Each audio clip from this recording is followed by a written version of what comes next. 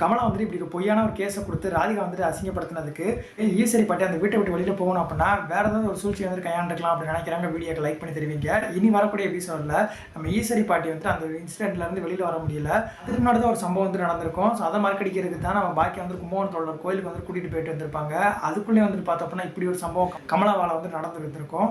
So பாக்கியா வந்துட்டு பார்த்தோம்னா கொஞ்சம் கொஞ்சமாக வந்து அவங்கள மாற்றுறதுக்கு ட்ரை பண்ணுறாங்க. இன்னொரு பக்கம் வந்துட்டு பார்த்தீங்கன்னா நம்ம கோபி வந்துட்டு நேராக வீட்டுக்கு போனதுக்கப்புறமா ஆத்தாவும் மகளும் வந்துட்டு எவ்வளோ தூரம் வந்துட்டு எங்கள் அம்மாவை கொலகாரின்னு பட்டம் கட்டிங்க. இப்போ பார்த்தீங்களா இல்லை மை மூலமாகவே வந்துட்டு யார் நிரபராதின்றது தெரிஞ்சிருச்சு அப்படின்னு வந்துட்டு சொல்கிறாங்க. கோபி வந்துட்டு பார்த்தீங்கன்னா கமலோட அவங்க அம்மா இங்கே இருக்கக்கூடாது அப்படின்ற மாதிரி வந்துட்டு சொல்லிட்டு போயிடுறாங்க.